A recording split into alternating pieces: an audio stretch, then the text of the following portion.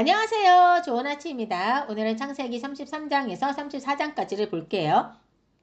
자, 창세기 33장에서 드디어 야곱이 형 에서를 실제로 만나는 장면이 나옵니다. 자, 이 장은 긴 사건보다는 짧은 만남 속에 하나님의 그 깊은 개입이 담겨져 있는 장면이라고 볼 수 있거든요. 자, 야곱은 32장에서 야복강에서 하나님과 씨름을 하면서 이름이 야곱에서 이스라엘로 바뀌었잖아요. 야, 여러분, 근데 이름이 바뀌었다고 해서요. 이 상황이 갑자기 쉬워진 건 아닌 거예요. 형 에서를 만나는 현실은 여전히 두려운 일이었던 겁니다. 33장 1절을 보면 야곱이 눈을 들어보니 에서가 400명의 장정을 거느리고 오고 있는지라 라고 써있죠. 자, 그의 자식들을 나누어서 레아와 라헬과 그 두 여종에게 맡기고 여종들과 그 애들의 자식들을 맨 앞에 두고 그 다음에 레아와 그 자식들 그리고 맨 마지막에 라헬과 요셉을 맨 뒤에 두고 있는 장면이 나와요. 저는 이 장면을 보면서 와, 야곱은 정말 끝까지 레아에게 상처를 주는구나 라는 생각이 들었어요. 야곱은 이스라엘이라는 이름으로 고침을 받았고 하나님으로부터 선택받은 사람 맞습니다. 하지만 구원받았다고 해서 사람이 완벽하게 변하는 건 아니라는 걸 보여주는 게 아닐까. 야곱이 앞세운 이 순서는요. 자신이 가장 사랑하는 사람들을 맨 뒤로 남기고 싶은 그의 마음이 아주 잘 드러난 모습이지 않습니까? 이 안에서 레아는 분명 상처를 받았을 것 같다는 생각이 들었어요. 자, 야곱이 하나님께 매달리고 하나님에 대한 믿음도 생겼지만 그렇다고 해서 진짜 모든 게 변화되거나 그런 건 아니었던 거죠. 그러니까 여전히 상처를 주는 사람일 수 있구나라는 걸 보여주는 것 같고 또 이런 야곱의 부족함 속에서도 하나님은 여전히 함께하고 계심을 보여주고 계시다라는 생각이 좀 들었어요. 자, 그리고 우리 레아 정말 여전히 사랑받지 못하고 위험한 순간에도 라헬보다 먼저 내몰리는 듯한 이 상황 속이지만 정말 하나님은 계속 레아를 보고 계셨고 결국 이 레아에게서 나온 아들 누구죠? 유다를 통해서 메시아의 계보가 이제 이어지지 않습니까? 자, 이걸 보면 레아의 인생은 결코 주변부는 아니었다.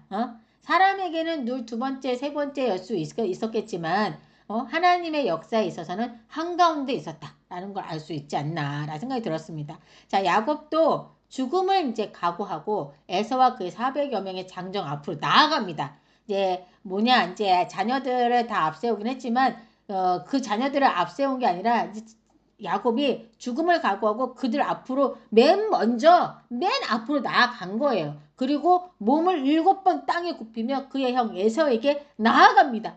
아마도 야곱은 이제 모든 것을 하나님께 맡기지 않았을까. 정말 기도하는 마음으로 에서 앞에 나가지 않았을까라는 생각이 들었어요. 야곱은 이제 더 이상 깨로 앞서지 않습니다. 도망치지도 않고요. 계산하지도 않아요. 그냥 자신을 낮추고 있는 그대로 형을 마주한 거예요. 자, 그런데 여기서 놀라운 일이 일어나요. 4절을 보시면요.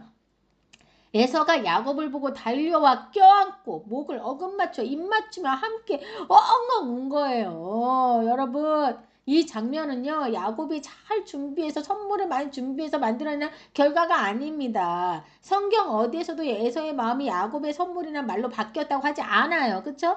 이건 바로 하나님의 계획이었던 겁니다. 32장에서 하나님이 먼저 야곱을 붙드셨듯이 33장에서 하나님이 에서의 마음을 먼저 만지신 거죠. 자, 에서의 지금 형의 분노, 복수심, 원한의 마음을 하나님이 이미 풀어놓으신 겁니다. 자, 야곱은 그제서야 고백을 하는데요. 10절에서 내가 형님의 얼굴을 본즉 하나님의 얼굴을 본 것 같사오며 형님도 나를 기뻐하심이니다 라고 고백을 합니다. 이거 진짜 진심으로 이렇게 기뻐서 얘기를 했을 거예요. 왜 이 기쁨이 어디서 나왔습니까? 바로 하나님이죠. 하나님. 자, 하나님께 너무나도 감사했을 거라는 생각이 들더라고요. 그러니까 한마디로 이 만남은요. 사람과 사람의 화해가 아니라 바로 하나님이 먼저 열어주신 길이었던 거죠. 자, 야곱은 자기의 처자식들을 다 에서에게 인사시킵니다. 그리고 형에게 줄 선물들도 다 이렇게 준비해서 딱 주는데 에서는 아유 괜찮다고 나도 재산이 많다고 이런 거 안 받아도 된다고 주지 않아도 된다고 막 마다하지만 야곱은 끝까지 자기 손에서 이 예물들을 받아달라고 또 강권을 해요. 그래서 에서가 이 예물들을 받게 되죠. 자, 그리고 12절에서 에서가 기분 좋게 자 동생아 우리가 이제 떠나자. 내가 너와 동행하겠다라고 말을 해요. 이에 야곱이 정중히 거절을 합니다. 거절을. 이거는 야곱이 아직도 에서를 못 믿고 두려워서인가 이런 생각을 했었거든요. 저는. 근데 그것보다는 에서 그리고 그와 함께 온 400명 장정들 그들의 속도를 맞춰서 갈 수가 없었던 게 원래 현실적인 이유였던 거예요. 자, 아이들도 많았고, 그리고 가축들도, 새끼들도 막 있었잖아요. 가축의 새끼들도 있었기에, 그 장정들의 속도에 맞춰갔다가는 다 힘들 수 있었고, 또 무리가 되는 것도 사실이었던 거죠. 자, 여기서 저는 야곱이 형의 말에 이제 무조건 따르는 것이 아니라 가장 약한 자를 먼저 보고 그들에게 맞추는 이 모습이 좀 눈에 들어왔거든요. 간혹 보면 여러분 부모들 중에 아이를 어른의 시선에 맞춰서 마구 끌고 가려고 하는 경우들이 있는데 어른의 시선이 아니라 아이들의 눈높이에 맞춰서 그들의 템포에 맞춰주는 게 진짜 필요하잖아요. 지금 야곱은 그런 선택을 했다는 게 눈에 띄더라고요. 자, 어쨌든 자 그리고 14절에서 야곱은 에서가 있는 세일로 가겠다라고 말은 해요. 하지만 실제로는 세일, 즉 에서가 사는 땅인 에돔이 아니라 숫곳에 머물게 되거든요. 이 땅이 가나안 땅이에요. 자, 하나님이 말씀하신 그 가나안 땅으로 간 거죠. 자, 그래서 에서는 자신의 땅 세일로 돌아가고 야곱은 숫곳에 머물러 자기를 위하여 집을 짓고 그의 가축들을 위하여 우릿간을 짓고 그곳에 머물게 되고 또 그가 장막을 친 그 밭을 세겜의 아버지, 그 세겜 땅의 추장이에요. 이 사람이 세겜의 아버지 그 하몰의 아들들의 손에서 사고 거기에 제단을 쌓고 그 이름을 엘엘로헤 이스라엘이라고 불렀다라고 이제 하면서 33장이 끝이 나거든요. 이 엘엘로헤 이스라엘은 하나님, 이스라엘의 하나님이라는 뜻이라고 하더라고요. 자, 이제 그러니까 야곱이 하나님을 찬양한 거죠. 자, 이제 34장으로 넘어가 볼게요. 자, 이 장은 정말 끔찍하고 감추고 싶은 그런 이야기거든요. 드러내고 싶지 않은 그런 이야기를 하나님은 다 드러내놓고 있으신 모습이 왜일까라는 생각이 들었어요. 그러니까 이 장은 야곱의 딸 디나가 강간당하는 사건이 기록되어 있어요. 여러분 정말 끔찍하죠. 자, 근데 하나님은 이 이야기를요 그냥 다 얘기하고 미워하지도 않고 덮지도 않으시고 그대로 다 노출시킨 거예요. 왜일까? 왜겠어요? 이 사건 속에서 이스라엘을 반드시 알아야 할 진실이 있기 때문인 거겠죠. 자, 사건의 전말은 이렇습니다. 1절에 보시면 레아가 야곱에게 낳은 딸 디나가 그 땅의 딸들을 보러 나갔더니 라고 적혀 있죠. 그러니까 디나가 뭔가 잘못을 저지른 건 아니에요. 그냥 그저 자기 또래를 만나러 나간 거예요. 자, 그런데 세겜성의 추장 하몰의 아들 세겜이 디나를 보고 강제로 데려가서 강간하여 욕되게 한 겁니다. 2절에 보면 분명 뭐라고 말하고 있습니까? 강간하여 욕되게 하고라고 적혀 있죠. 자, 그리고 세겜은 이후 디나를 사랑하게 되었다 라고 말하면서 아버지 하몰에게 이 여자를 내 아내로 얻게 달라라고 요청을 합니다. 여러분 이거는 분명하게 아셔야 돼요. 이거는 회개가 아니에요. 지금 가해자인 세겜의 태도는 회개가 아니라 범죄 후의 책임 회피에 불과한 거예요. 여러분 보세요. 누가 여러분의 사랑하는 딸을 강간했다고 합니다. 이거 말하기도 싫어. 정말 이런 일은 있어서도 안 돼. 정말 너무 끔찍하지만 근데 그 가해자가 내가 너무 사랑해서 그랬다. 나는 당신의 딸과 결혼하고 싶다. 이렇게 나오면 어떻게 하실래요? 어떻게 하실래요? 죄가 없어집니까, 여러분? 괜찮아집니까? 완전 더 분노 폭발이잖아요. 이런 새끼한테 어떻게 딸을 완전 그냥 말이 안 되는 거죠. 완전히 감옥에 쳐놓고 막 그래야죠. 안 그렇습니까? 자, 5절에서 자, 드디어 야곱이 이 소식을 듣습니다. 예? 그런데 야곱이요 잠잠합니다. 예? 보세요. 잠잠해요. 그의 아들들이 집에 돌아오기까지 잠잠하고 세겜의 아버지 하몰과 세겜이 이제 야곱을 찾아왔어요. 자, 근데 이들이 왔다는 소식을 들에서 일하고 있던 아들들이 들었어요. 그래서 바로 집으로 돌아옵니다. 자, 그래서 이 모든 상황을 듣게 됩니다. 모두가 근심하고 심히 노했다라고 말하고 있죠. 이게 당연한 거죠. 이게 정상인 거죠. 정상적인 반응이잖아요. 자, 하몰과 세겜은 이들에게 디나를 너무 사랑하니 결혼하게 해달라라고 요청을 해요. 자, 그러면 당신들이 말하는 건 모두 주겠다라는 거예요. 자, 세겜이 진짜 디나를 좋아한 건가라는 생각이 약간 들긴 했지만 그래도 이건 아니지. 그쵸? 자, 이 모든 얘기들을 듣고 있던 야곱의 아들들이 세겜과 그의 아버지 하몰에게 속여서 대답을 했다라고 써 있습니다. 여러분, 속여서. 그러니까 진심으로 그렇게 얘기한 게 아니었던 거죠. 한마디로 야곱의 아들들이 뭐라 말했냐면 우리는 할례 받지 아니한 사람들에게 우리 누이를 줄 수 없다. 이건 우리의 수치다. 만약 너희가 다 할례를 받으면 그럼 그건 우리가 허락할 수 있다. 너희가 우리처럼 할례를 받으면 너희가 말한 대로 우리 딸들을 너에게 주고 너희 딸들을 우리가 데리고 오고 너희와 함께 거주하며 한 민족이 될 수 있다. 하지만 그렇게 하지 않으면 우리는 우리 딸 디나를 데리고 가겠다라고 얘기를 한 거예요. 자, 여러분 지금 여기서 디나는 어디에 있을까요? 디나는요 지금 야곱의 집에 있는 게 아니더라고요. 그럼 어디에? 지금 세겜의 집에 있는 거예요. 아니 왜?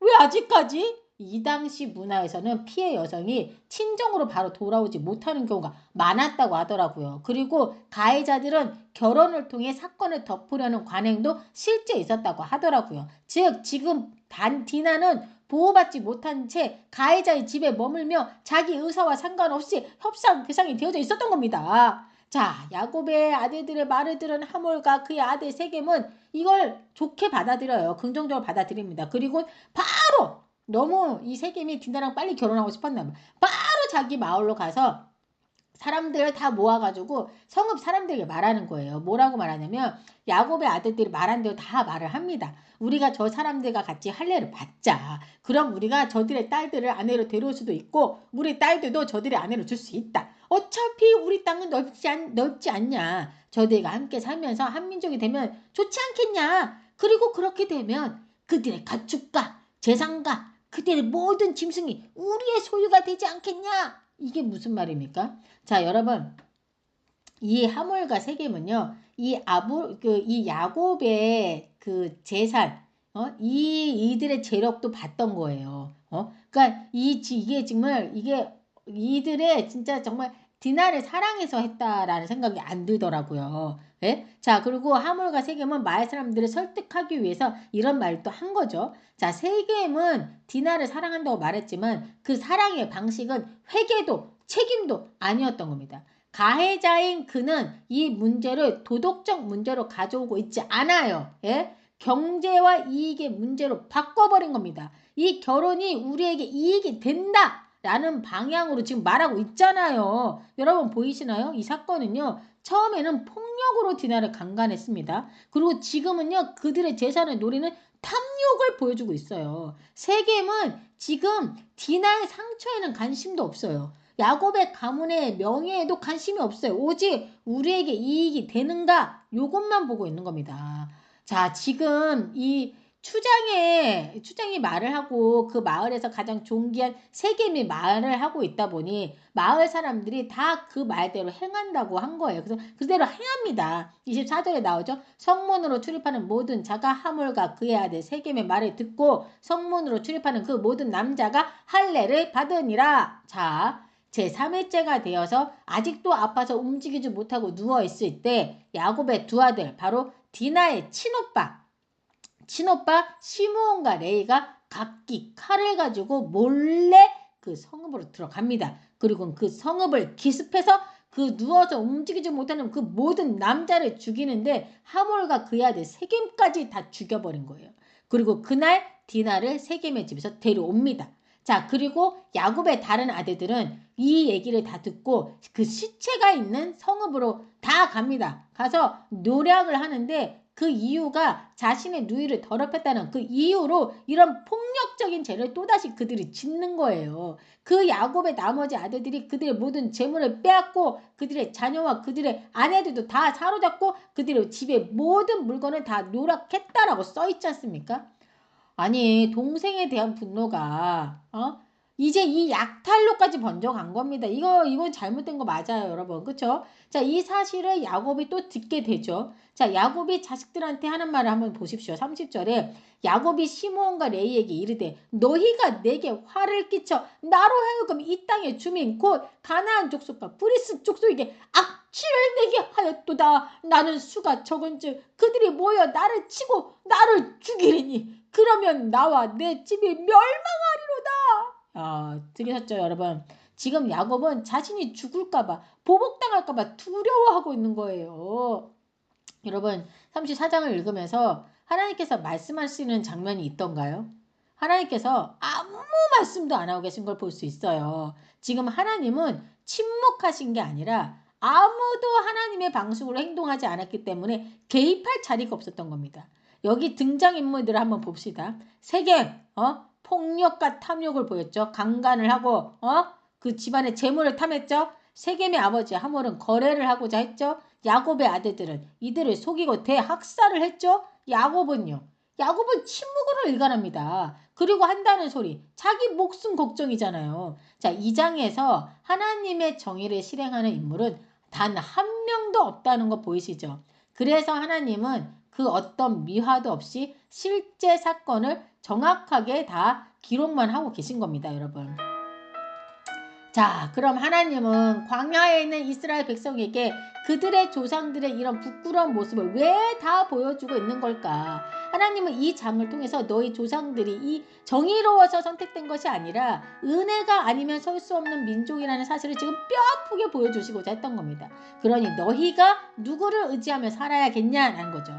정의가 무너진 세상에서 사람의 분노가 아니라 오직 하나님만이 소망이 될 수 있다는 걸 말하고 있는 겁니다.